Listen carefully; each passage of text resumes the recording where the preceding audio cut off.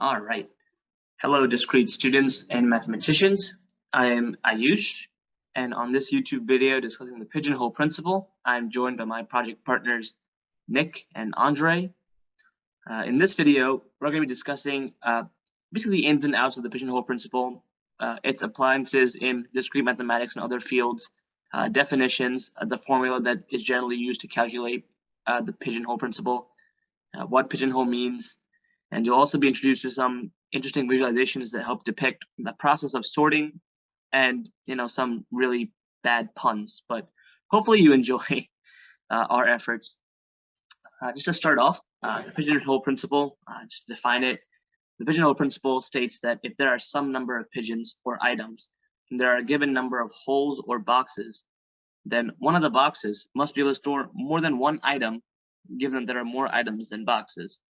To put this mathematically, the principle essentially states that given a large enough number of items and a bounded number of properties to store these items in, eventually at least two items will share the same property. To really give you an example, let's say that there are 3 pigeons and there are 2 boxes, or there are 3 items and 2 boxes, or 3 pigeons and 2 holes, however way you really want to phrase your problem. The term pigeonhole really comes from using the pigeons and holes, so that'll likely be the terminology that I use in this video. But you can feel free to substitute these words with items, objects, boxes, properties, whichever you feel free to use. But to go back to the example, if you have 3 pigeons and 2 holes, if you wanted to sort each pigeon in a way where each box gets is evenly distributed, then you would find that one of these boxes will have 2 pigeons, or one of these holes will have 2 pigeons, because essentially, given a large enough number of items, which we have with 3 pigeons, and a bounded number of properties, which we have two holes or 2 boxes, we find that we'll put the first pigeon in one box, the second pigeon in the second box, but then our last pigeon will go in either one of those boxes, which shows that eventually 2 items will share the same property when we are giving these numbers. That explanation might seem a little convoluted. The principle itself may seem simple to understand as well, but it also has some vast mathematical applications that extend far beyond just using 3 pigeons and 2 holes and smaller numbers like that. It allows us to determine how items can be divided in a way where each property meets a certain condition. We can use at most, find how many items should be in a box at most, how many items should be in a box at least. This principle is applicable in proofs. So I think the best thing for us to do is to explore some of the different uses of the pigeonhole principle, and we can work through some of the useful applications that it has. So the mathematics of the pigeonhole principle, I'll go through that real quick. So we'll take our prior example, but let's use some mathematical terms and introduce some variables. So we'll let n represent the number of pigeons, and variable k can represent the number of holes or boxes. If our value for n is greater than k, meaning that we have more pigeons than holes, more items than boxes, then we can define the number of pigeons in one hole as n divided by k. You'll see that the n is surrounded by brackets in the top half of the equation, and that really demonstrates what we call a ceiling function, which denotes that in a standard pigeonhole problem, we would round our answer up. So when you introduce a value for n, your answer will also be in brackets, which means that you have to do some sort of rounding with that answer. You have to find the ceiling essentially for that number. So if your number is 2.25, and it's surrounded by the brackets, that means that the ceiling for that number would be 3. Essentially, we would round our answer up. And you'll see what I mean when we go through some examples, but that's essentially the basic terminology of the formula. And this effect can differ when dealing with different conditions, such as problems where we divide elements using at most, where we might round the number up or down, depending on the condition. But the ceiling refers to the standard convention when using pigeonhole. The function n divided by k is also called the guarantee. That's just the terminology for that. By inputting our values from the problem into this equation, we can find how many items are guaranteed to be inside one hole. So this is the general format of the pigeonhole principle mathematically, but you'll see that our answers and the math that we do with this formula can vary based on the conditions we set in the problem. So we'll explore some different uses of the math. I'll show you some different cases, and hopefully you can get a better feel for how the pigeonhole principle can be manipulated to kind of show different elements of dividing elements. Using the pigeonhole principle, and I'll show you some exciting cases. You can use the pigeonhole principle. The most standard way generally is when you want to find a number of guaranteed items. So in your problem, you can identify your pigeons or your items n and a number of holes or properties k. Plug these values into our formula to find how many items are guaranteed to be in one hole. So with that basic example that I gave at the beginning of the video with 3 pigeons and 2 holes, if we plugged in 3 for n, since we have 3 pigeons, and 2 for k, for 2 holes, we would find that our answer would be 1.5, but it would be surrounded in brackets, which indicates that we need to find the ceiling of 1.5. So to find the ceiling, we would round this number up to 2, and we can confirm that there are 2 items guaranteed to be in one hole, because when we split the pigeons up between the boxes, you'll notice that in one box, you have to have 2 pigeons. Another condition where we could use the pigeonhole principle is when we're looking for at most conditions. When given that we need at most some number of items to fit in one box, and we're given the number of properties, which is a different format than what we were working with before when we were just working with the number of guaranteed items, we can still use the pigeonhole principle to find the maximum number of items that we can have that lets us satisfy this at most n pigeons in one hole condition. Vice versa, you can kind of use the same logic for find the at least number of items when given that we need at least some number of items for one box or one property, and we're also given a number of properties.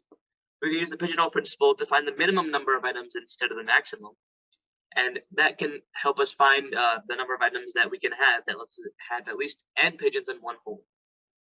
And you'll see what I mean by at most, at least, these different types of terminologies and problems, the conditions, when we work through some examples later in the video. But I figured it would be best to give you an introduction of just some of the different use cases for the pigeonhole principle, just to kind of emphasize just the vast mathematical consequences that this can have. And finally, proofs. We can use these concepts in mathematical proofs for different conditions as well. Oftentimes, you're trying to prove or you're trying to show that a certain amount of pigeons will fit into a certain number of holes, or a word problem is introduced. We can create a proof, and we'll use the pigeonhole principle to kind of mathematically prove that our situation is valid. So let's work through a demo of the principle. We'll use some cutout pigeons and cutout holes, just so you can see what we mean by sorting our pigeons. And we'll also introduce you to a program that we've created that kind of creates a sorting algorithm for you just visually. And once you kind of gather a visual demonstration of the pigeonhole principle, we can move on to some examples. We'll show each of these different cases and how you can use the pigeonhole principle to solve these cases and really show some mathematical implications. So I'll now pass it on to my partners. As I hope you enjoyed that fantastic introduction, and now we're going to go over some examples of the pigeonhole principle and a cool little visualization tool we wrote in C++. We're actually including it in the project, the source code, so if you wanted to compile it, then you'd be able to run this yourself and try some of the visualization examples. Just going to go over 3 quick ones, right? So you can just give it how many holes you want and how many pigeons you want, and it'll render a visualization of those pigeons going to the appropriate holes. So the first 4 pigeons will evenly distribute themselves across the 2 holes, and then there will be an extra pigeon that has to go into a hole. So he'll go into one of the holes, leaving one of them with 3 pigeons and another one with 2, which means that it will guarantee that if you have 5 pigeons and 2 holes, then one of the holes will have at least 3 pigeons, because the last pigeon has to go into a hole, and there's already 2 pigeons in both, so it doesn't matter which one he chooses, one of them will have 3 pigeons. Same principle applies if you want to do this with 3 holes and 7 pigeons, for example. For 6 pigeons will evenly distribute themselves across the 3 holes, leaving each with 2 pigeons, but then the last pigeon has to go somewhere, right? So this guarantees that one of the holes will have 3 pigeons in it. As you see here, you got 3 pigeons in one hole, 2 pigeons in another hole, and 2 pigeons in another hole, right? And just one more example to visualize this really.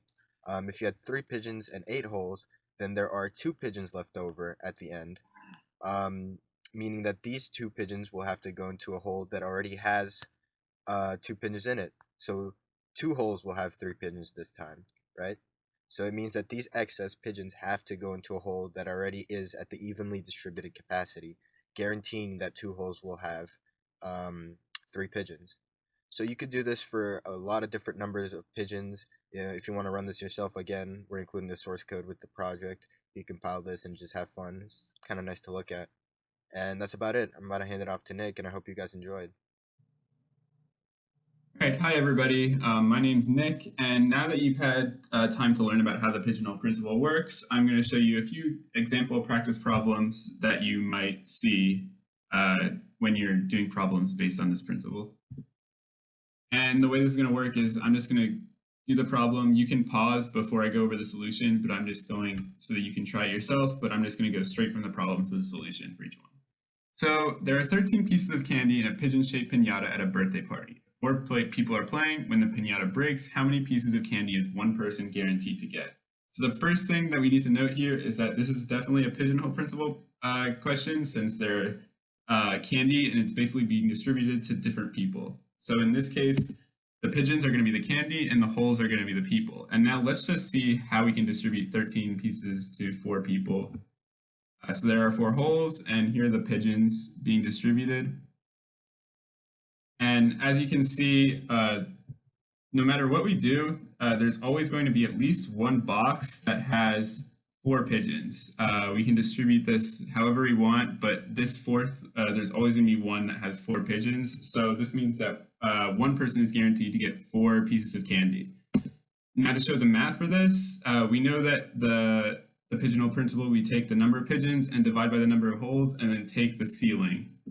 So in this case, we would take 13 divided by 4, 3.25, which rounds up to 4. So we get 4 pieces of candy, which verifies what we just saw in the previous slide. Now, given the same scenario, at most, how many pieces of candy is one person guaranteed to get? So this is very similar to the previous problem. So we're just going to distribute equally like before. And then you can see that we can't completely distribute equally because we're going to have this one leftover pigeon. And what this means is that no matter where we put this leftover pigeon, or no matter how we try to rearrange this situation, there's always going to be at least one box that doesn't have more than 3 pigeons. So no matter where you put this, so this basically means that one person is guaranteed to get at most 3 pieces of candy. And this is essentially equivalent to taking the same formula as before, pigeons divided by holes, but instead we're going to take the floor. So we would get 3.25 and round down, which gives 3.